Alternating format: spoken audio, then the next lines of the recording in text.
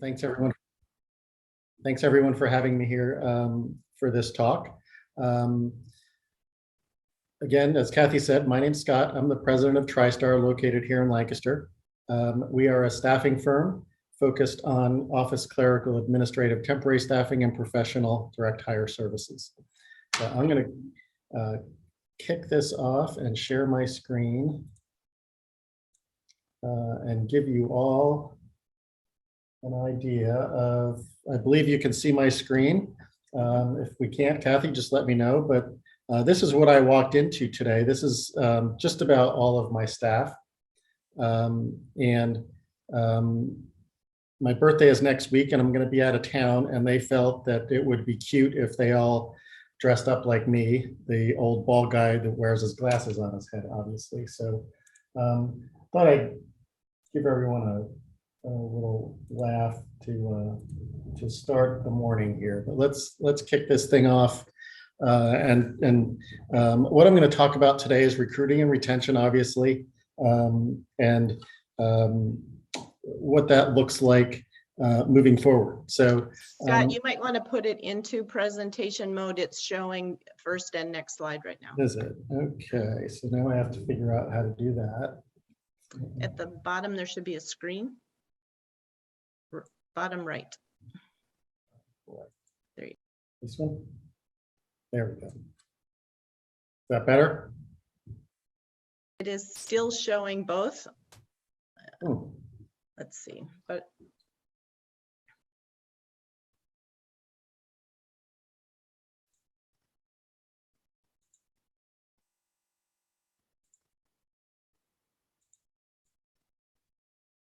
well, we'll just deal with it this way. Is that okay? yes. No, now it's recording me. That's weird. So everyone, I have done this before. That's not going to work.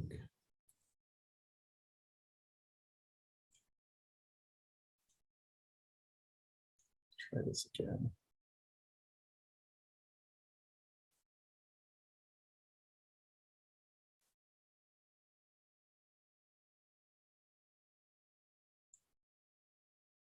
Oh, well, okay, I'm just going to go from here.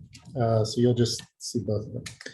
What I'm going to start with, sorry for that, everybody, is I'm going to show you some data to help frame the conversation and give you an idea of what got us to where we are today in the world of candidate recruitment, hiring, and retention.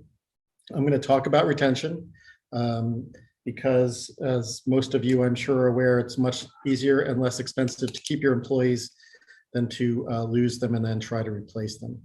Then we're going to get into recruiting and hiring and some of our thoughts on what we're seeing as far as market trends go right now. As I move through the presentation, feel free to pop questions in the chat. I'll try to hold those questions until we finish the presentation so I can get through everything, and then I've certainly left some time for discussion from everybody. So, I think what we're going to do is look back on 2021 in terms of hiring and think they're the good old days, because I think 2022 is going to continue to be difficult on both the retention front and the recruiting and hiring front. You've all heard the great resignation that the press is happy to talk about.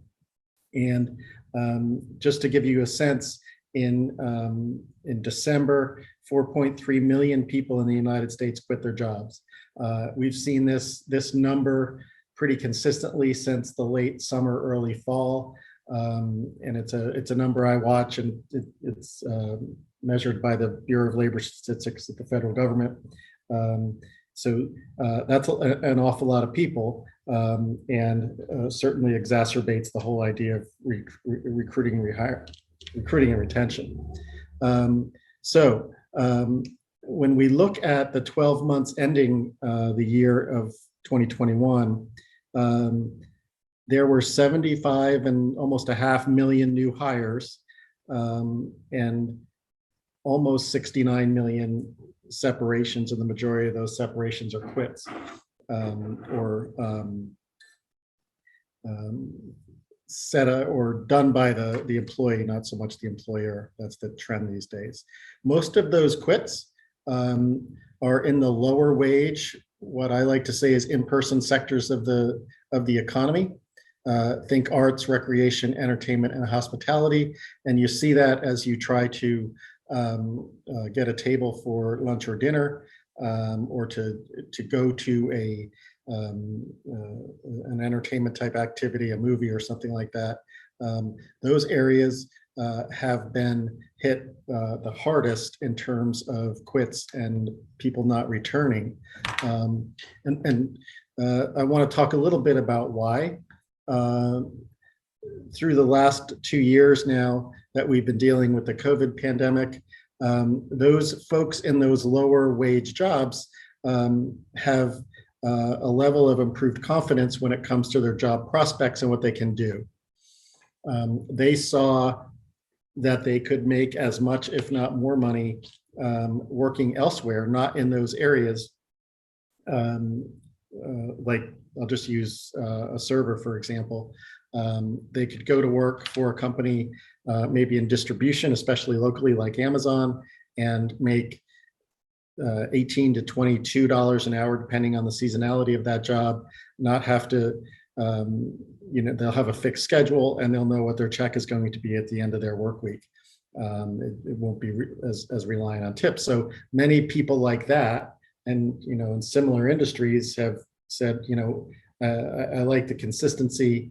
I don't like dealing with the public, maybe, and have gone to other, have not come back to those jobs. Then you have this group of folks that are reevaluating their lives, their jobs, and their careers. An example I'll talk of here is, think about a family that was dual income, maybe had a kid or two in school, and one of which maybe was laid off in the pandemic when it first started 2 years ago.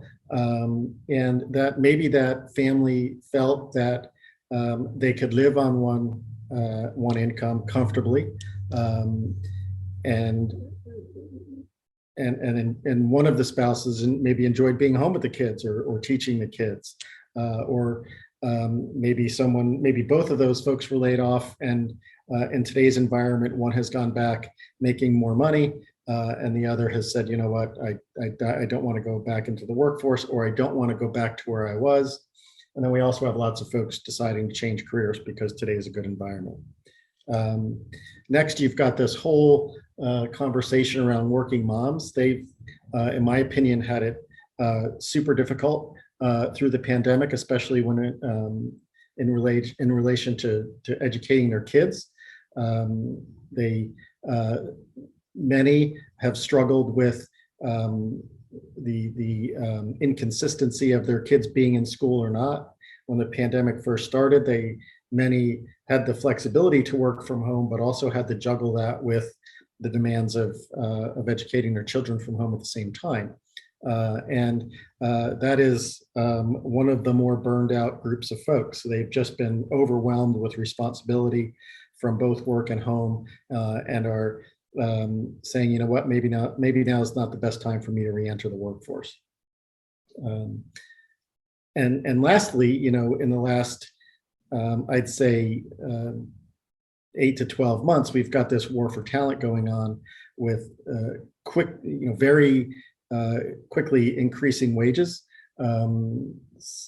large signing bonuses in some cases, and folks they can read in the newspapers, they can watch on TV, and they can see in their own lives that maybe if their employer isn't keeping up as far as wages, there are other places they could go that are hungry for folks. So as we move into this 2022, we've got all those things exacerbating how we try to staff our companies. So that kind of sets the stage. Now I'm going to give you an idea of where we are now. Looking at employment in the United States, if we go back to February 2020, several months before the pandemic hit, 3.5% unemployment, the number of employed, 6.8 million, and the number of job openings, close, 6.8 million. So you had a close numbers there. Fast forward to this last month, January 22, that unemployment rate is nationally at about 4%, so it's not far off. It was up in the 30s, 40s% 2 years ago. Notice though, the unemployed number is lower than that unemployed number in February 22. So you've got fewer folks in the workforce that are unemployed, even though the rate's higher, that's a lower number. So the overall folks in the workforce are lower. So people haven't returned. And then you look at that job order number, almost 11 million open jobs, the job opening number. There's a pretty big disconnect in the number of unemployed folks and open positions. And for that reason, we can't expect that we can fill the open jobs we have with unemployed people. Where do the rest of those people come from? They come from our own businesses being recruited out of them. And that when you add all these things up, that's where you get the increase in wages and signing bonuses. So let's bring it home a little bit and look a little bit more at Lancaster County in January 2020. So just as the newspapers were starting to report this illness in Asia, our unemployment rate was about 6.3%, which is not super great. I mean, but it's relatively high, 17,000 folks unemployed in January of 2020. Moved to July of 2020, as we move into the, as we move into that pandemic area, you know, we had jumped up pretty significantly in the pandemic time, but quickly recovered in Lancaster, especially because of our hospitality and those types of things in the summer. That summer of 2020 wasn't too bad. Number of unemployed people, 15,000. Then we get to where we are today, January of 2021, and we're looking at 3% unemployment, 8,000 folks unemployed. And you know, that 3% number, when you hit that, that's below what economists will typically call full employment. So that's why you and we are all struggling to put folks in the seats of where we are today. So let's look at some other charts. These are from the Center for Regional Analysis at the EDC, and I'm looking back. We're going back to October of 2020.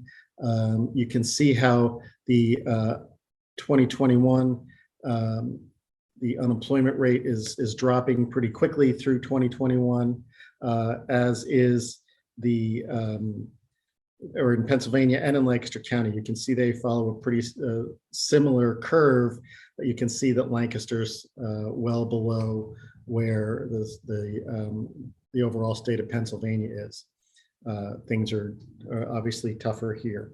And the interesting thing now is Lancaster, when you look at private employment, you know, the number is down from October of 2020. We're all, and you know, I'm sure you're all looking for folks to work for you, but that number is falling because we're just not able to fill the open positions that we have. Next, I want to look at wages. The 12-month wage change nationally, again, this is based on BLS data, I didn't source that, is about 4.6% up.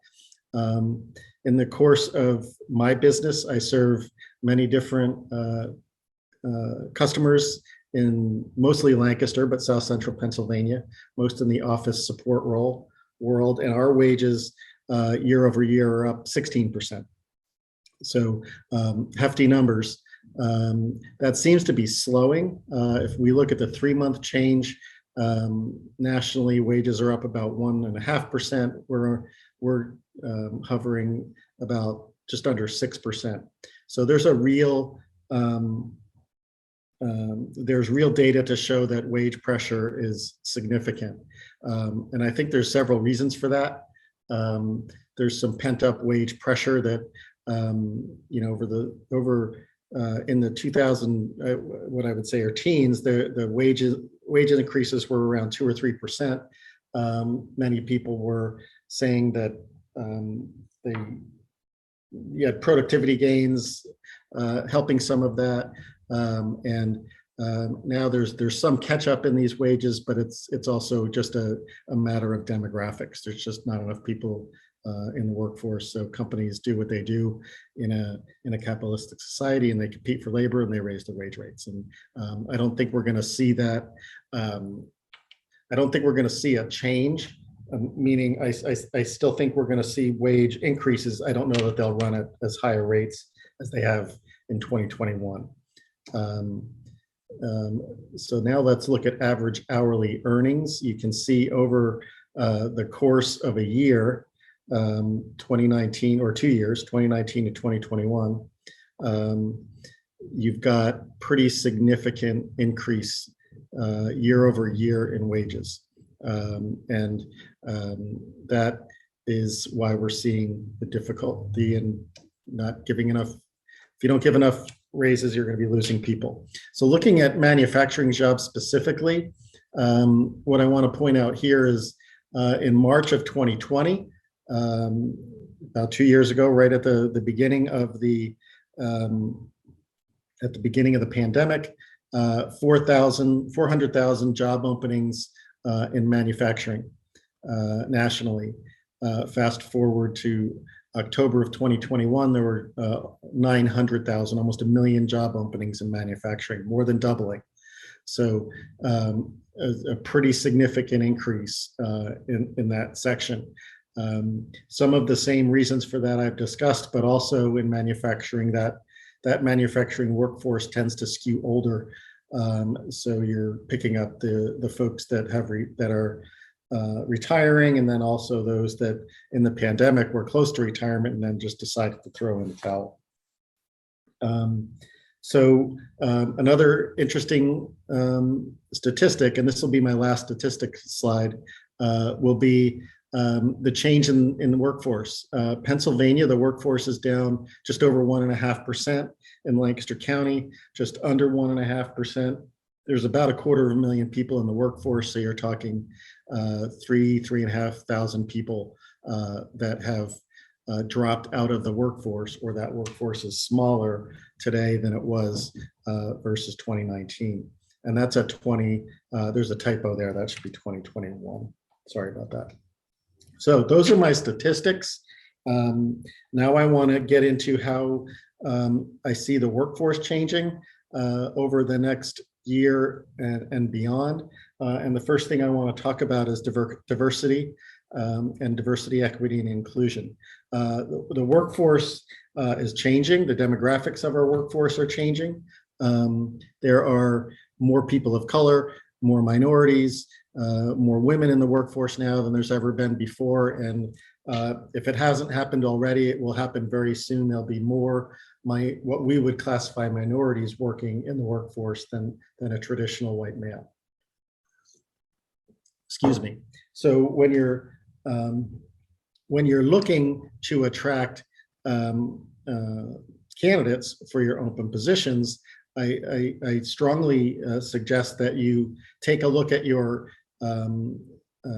practices for attracting candidates and try to figure out if those tactics are attracting a complete candidate pool. And by complete, I mean attracting everybody, including a diverse candidate pool. And is your company an attractive company to all different types of minorities? And I'll talk about those in a second. But I just want to relate a recent story I had with a professional company, business services. We were having a meeting discussing diversity, equity, and inclusion, and this it was a woman was struggling because she said her company was working diligently to hire a more diverse candidate pool, but just was not successful in attracting, in her case, candidates of color. And one of the first questions I asked her is where she was recruiting from. and she was posting ads for the most part on recruiting from, I would say, central Pennsylvania local colleges. And I asked if she was recruiting at any colleges like, for example, Howard University or other historically Black colleges and universities. And she said, I'd never heard of those. And I said, well, you have to think about it this way. You're recruiting in the places that you've always recruited, and those people that you're trying to attract to add diversity to your workforce aren't there or aren't overwhelmingly there. So that was the first difficulty that I said you might want to change where you recruit from. And then I said, is your company attractive? When people look at your website, and very many people do these days when they're looking for employment, are they seeing people that look like them? And not just in the pictures that we all present, but in the about section. Do you have a diversity statement? Do you have an equal opportunity statement? Those are things that are becoming more and more important in the world of recruiting today. So make sure your company is attractive, and not just in the traditional area of diversity that we talk about, which would be race, gender, disability, veteran status, those types of things. Another typo, sorry about that. These are characteristics natural to who that person is. They are either a white male or an African-American female or a disabled veteran of female, whatever it might be. But think about some things we call acquired diversity. Look at education, experience, and training, for example. And are you maybe disqualifying unintentionally people who may be qualified for the position based on old ads or job descriptions you might be using to recruit those folks? And I'm going to talk about that in a couple minutes, but just think about this before I get there. When you put 10 years of experience or 5 years of experience in a job description ad or a posting, is that really necessary? And could someone perform that job with less experience than that? Because often, if they can, there are probably candidates who see that requirement and don't respond to that ad. In this case, women typically obey the rules more than men when it comes to this. So if you put 5 years experience and it's really, you always have, because the candidate pool's always been bigger, and someone could do the job with little or no experience, fewer women are going to reply to that ad. So you've kind of knocked some people out of your candidate pool, which no one wants to do today unintentionally. So I'll talk about ads in a little bit. I just wanted to start that off. And before we talk recruiting, let's talk retention. There are lots of different ways today to retain people. Obviously, money is one, but today, this whole in-office versus hybrid or remote work skyrocketed through the pandemic. I believe that we'd get to a place that we are today, but it may have taken 5 or 6 years.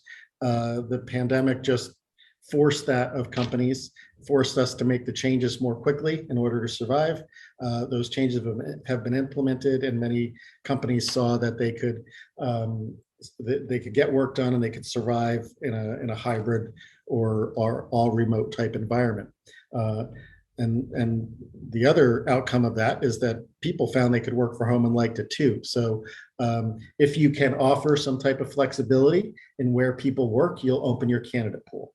When the pandemic struck, there were times that clients or potential clients would call TriStarr and say, I'd like someone working remotely, and we would just say no. We just didn't do it. During the pandemic, over half, or during the worst of the pandemic, over half of our temporary workforce was working remotely, and we still have a high percentage, less than half, but a good percentage of people working remotely today.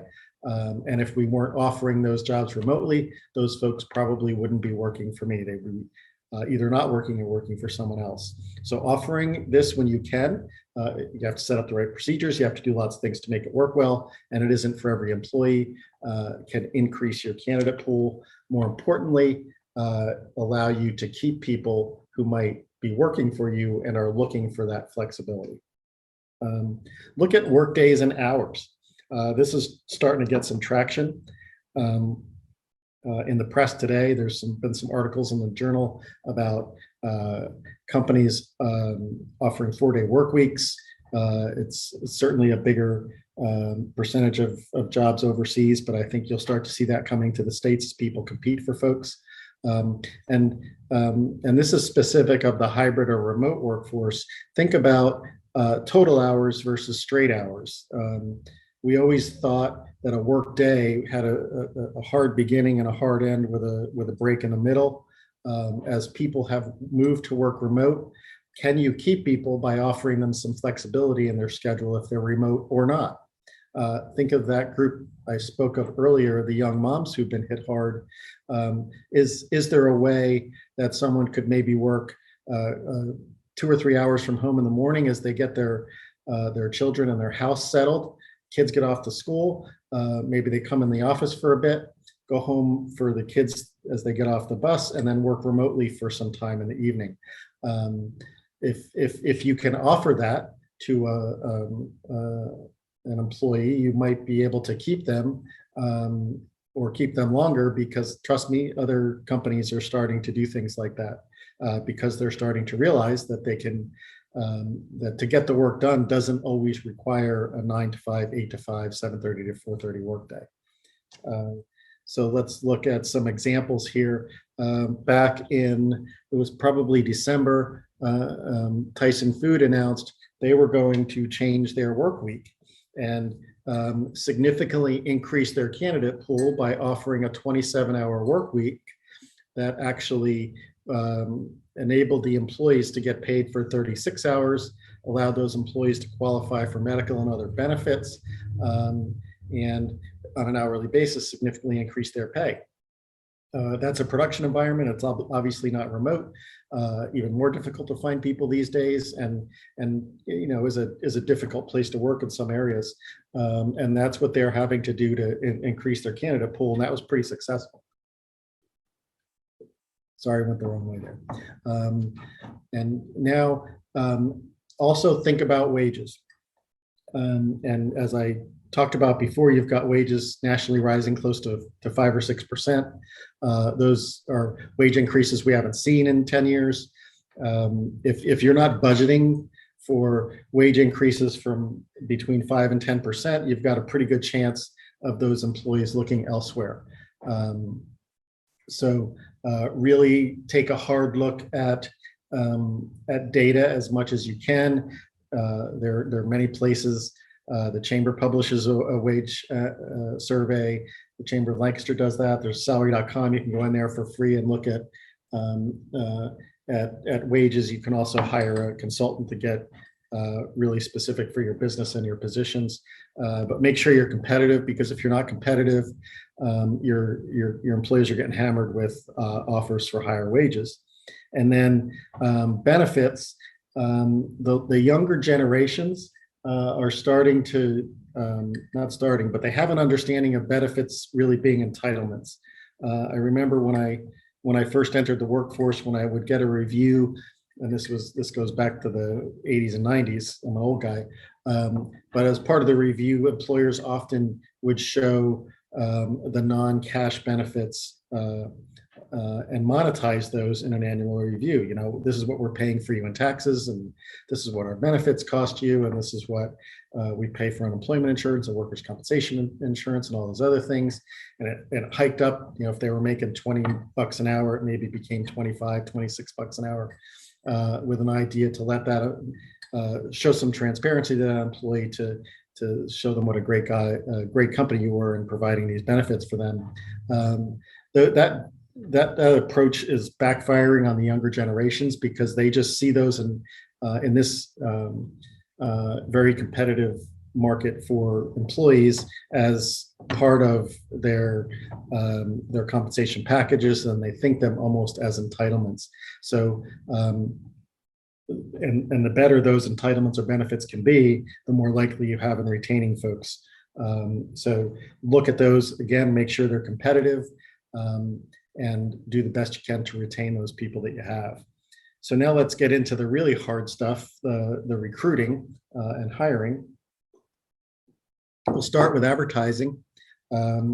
It's different than it was 2 years ago. I didn't see many billboards advertising for people 2.5 years ago.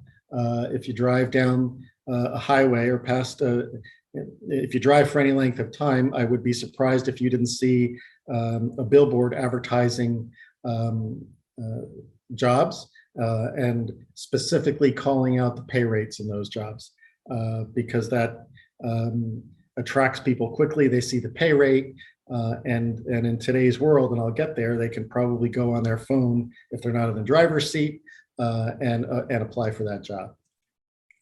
Social media is still big. It's not going anywhere. It's where the significant majority of money in advertising is being spent these days. That will change, not so much in social media, but the media that it's spent on. If there's anyone old enough to remember MySpace, that was the big deal before Facebook kicked them to the curb. There's been all kinds of different social media pop up and disappear. Old folks like me tend to be on Facebook. Younger generations tend not to be. They're on Instagram and TikTok and other things that I don't even understand. But all of those social media platforms, their business model relies on advertising, and businesses need employees these days, and they're advertising on those social media platforms. And before I get into job boards, I'll even say that many experts in the industry of job advertising are saying that as there are influencers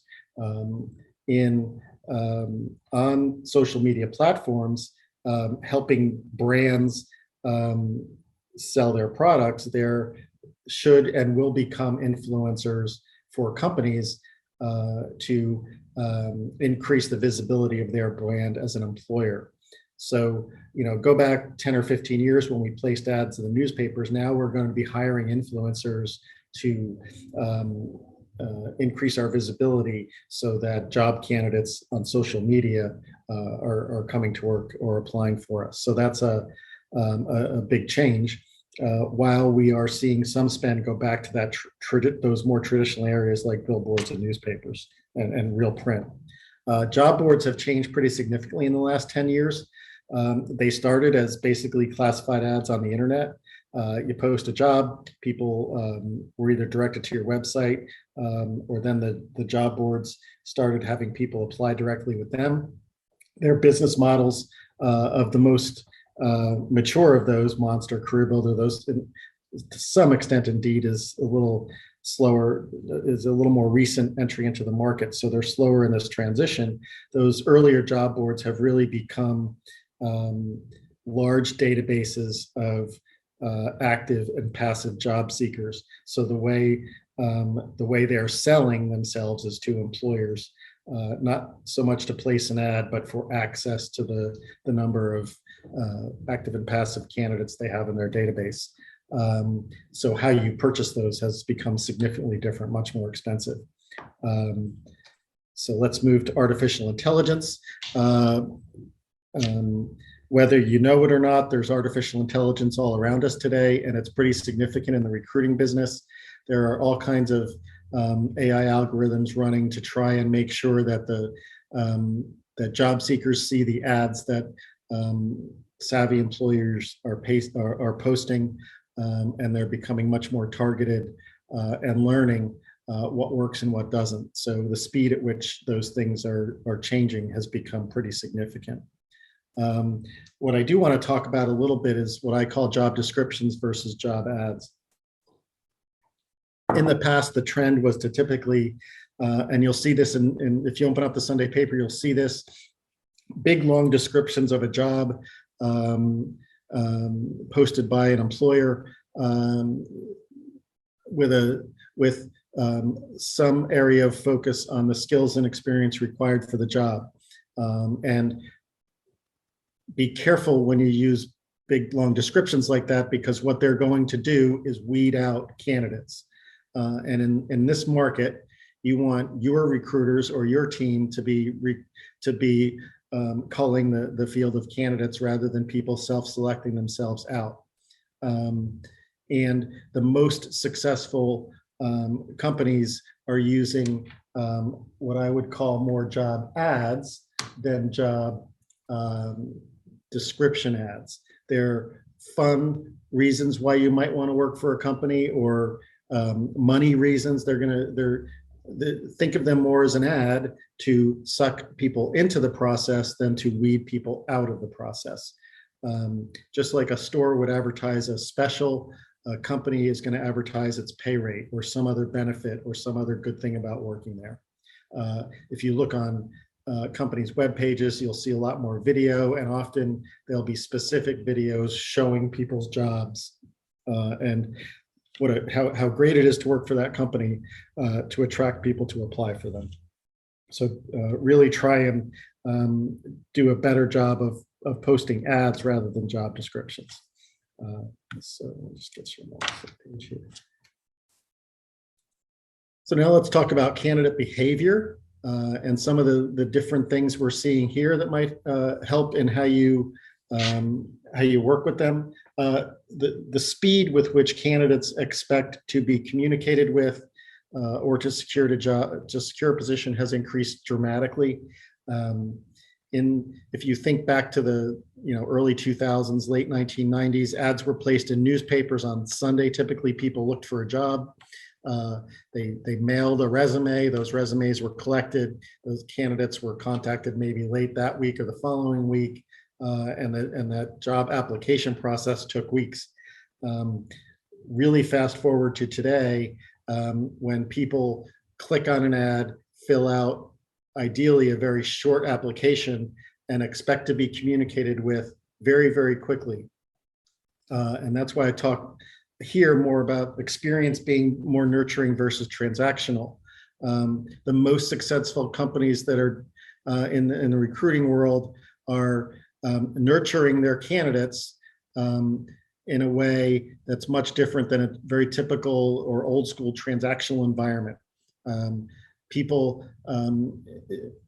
in my company at TriStarr, for instance, we used to have people spend 20 minutes doing our work for us, filling out an application that basically populated our database. Today, when someone quote unquote applies for TriStarr, they're basically giving us information with which we use to communicate back to them, their name, their email address, and their cell phone number, so that we can begin texting them, emailing them, talking to them about this is TriStarr, and this is how great we are, and these are our jobs, and these are how to apply for them. It's a very back and forth, nurturing type of process, and I'm making some pretty significant investments to automate that as best I can, so that people can get responses almost instantaneously, and you can't really do that with people.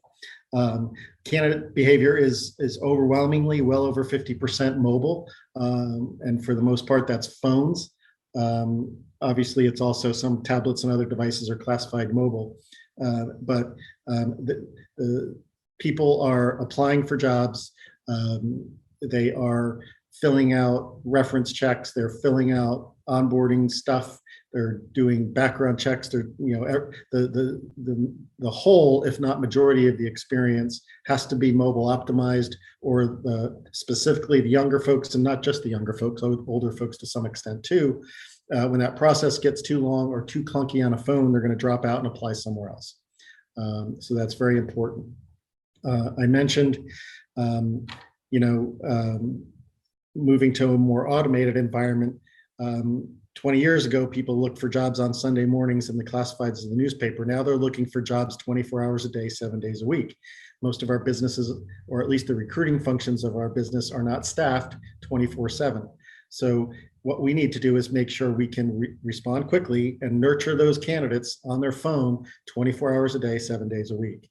And that's where automation comes in. And that's probably going to be the biggest change you see in recruiting over the next 24 months. Will be a very fast and drastic change to a 24/7 automated type of experience. Finally, I want to talk about an area that's really important, and I think I'm doing right where I wanted to on time. Reviews have become increasingly important in the recruiting world, not just for staffing firms like mine who are in the business of this, but for all companies. Everybody needs to understand your candidates are looking at your website, they're going on Google, and they're reading reviews of what it's like to work at your business.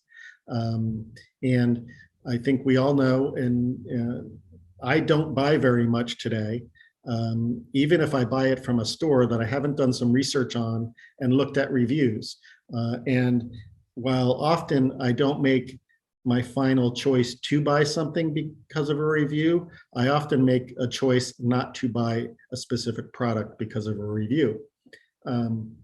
With some understanding that people who are upset tend to post more. But if you're not watching the reviews that your company, and specifically your company, is getting from its employees or ex-employees, you are probably losing candidates, because, as I mentioned, the people that tend to spend time on a review are more often unhappy rather than happy. So your reviews may be disproportionately lower than it really is to work on your website. And that's become extremely important. It's so important that I invested just this year in a very specific product to help me manage those reviews. That's probably in the near term, and one of the least expensive ways that you can implement, and very quickly, to increase some candidate traffic. So I bounced all over the place. It's 12:45. It's where I wanted to end. I am going to unshare my screen and see if anybody has any questions. And I think I see one here on the chat. How do you address online negative reviews? The best thing you can do is have a significant number, a significantly higher number of positive reviews. And again, that's more difficult. There's all kinds of different tools that Google has built into it to make sure that people are not padding their reviews. So you can't just tell all of your employees to post a great review at the same time, because Google's going to nick you for that. But a very thoughtful and continuous process of asking people to provide reviews of working for your business is the way that adding more positive reviews to your site will make your overall review higher and push those negative reviews down lower in the stream. That's about all you can do. And there are companies that will help you do that. It's time consuming, but it's relatively inexpensive, and it's probably one of the better investments in helping yourself attract a better pool of candidates, because again, they're looking at those reviews before they submit an application. I don't see anything else in the chat. I'd be happy to answer any specific questions that anybody has. The ideal number of interviews is another question. What is the ideal number of interviews in the interview process, and how many is too many? The way interviews have changed is video interviews have become much more acceptable today from both the candidate and the hiring manager. So I think 2 interviews is probably the sweet spot these days. This all depends on the position. If you're hiring for a senior executive, it's going to be more than 2.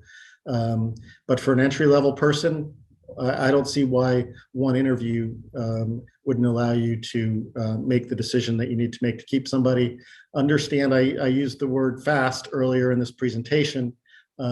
Candidates are getting job offers, and if you stall, and we see this all the time in our business, if you wait too long or add too many steps to the interview process, you have the potential to lose a really good candidate because they interviewed once or twice with a competitor of yours or another company and were offered a job and have taken it. So I would say 1 video interview, especially entry-level jobs. You can get enough from what you need, enough of what you need from a video interview. And as you move up the ladder, maybe a video interview and then an in-person interview. If it's a remote job, no reason to see them in person. 2 video interviews can be great. Another question, have you seen novel approaches to innovation or process improvement to reduce the need for people in some in-person businesses beyond QR codes in restaurants or automation in manufacturing? Yeah, this is where you see in customer service, for example, artificial intelligence will significantly increase the performance of those online chat boxes you see on websites. They're getting much better, much more quickly in figuring out what question that customer is getting at and then responding to that question. There will be you'll see automation in the communication process. If you've ever done a survey or worked on your phone or online with a store where you're buying places, many questions will be asked and you'll be given the choice of answer. Are you looking for this? Are you looking for that? That's just automation taking you down a string of responses to figure out if they can answer your question without a person or getting that person to answer the question. So there will be lots of different areas where traditionally people have done work where it's not done now, because as our pay rates are rising, and as those software tools costs are falling, the ROI on those is starting to become closer together, where you can put in a robot, for example, in a fast food place or a kiosk in a restaurant, less expensively over some period of time than it takes to hire someone. So there will just be there'll continue to be more ways of automation that are going to be popping up in very different places. Best way to use a signing bonus, lump sum, or space out. I don't know what space out means, but I'll talk about the best way to use a signing bonus.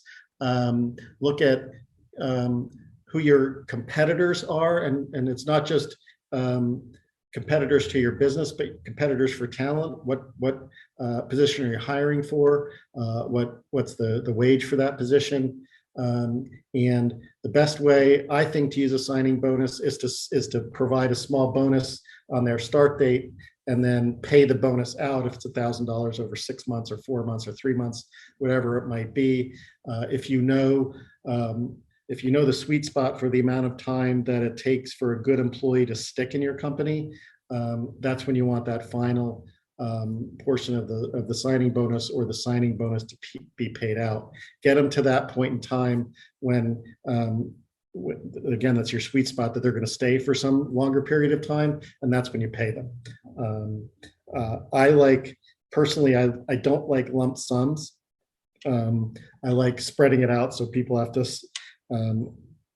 stick things out, because you pay someone a lump sum and find out in a short period of time that you don't want to keep them, your odds of getting that money back are slim to none. Someone tell me what space out meant in that question, and I'd love to try to answer it. Oh, I see what you're saying. Space out the bonus. Okay, got that. Give another minute or two for questions. Steve, there's another one in the chat, or in the question and answers, which says, what are your thoughts on sending an assignment for a candidate to complete related to the job? I think they're great, depending on the position. If, for example, if you're an advertising company and the position is for writing, I would certainly want to see a sample for that. In a lower wage, entry-level type job, that candidate can probably find a job at the same or higher wage without doing that, and they're going to take the easier path to the job. I can't, Kathy, I can't see the Q&A one, so you'll have to read it. Okay, that's the only other one that's there. Okay. And I do have one. What are your thoughts on part-time versus temporary versus full-time employees, sort of shifting the mix from what may have been more of a fixed employee base to a variable employee base? Yeah, I think based on your need, some jobs you have to sit on an assembly line and, you have to be there, or there's shifts, or it could be a labor a union environment where there's definitions. But the more flexible you can be in staffing your business, the more the larger your candidate pool will be. So if you can staff a position with one person 8 hours a day, or two people working 4 hours each a day, or three people working some, 1 4, 2 2s, and they can all get their job done. If you give that flexibility to your employees or your candidate pool, you're good. You're just going to have a larger number of people to draw from, because if you just look for part-time people, now you've kind of eliminated groups of people that, the full-timers who don't want to work that part-time shift, or vice versa. So the more flexible our clients are, the more candidates we're able to present to them. Great. When they can. And I understand not everybody can do that.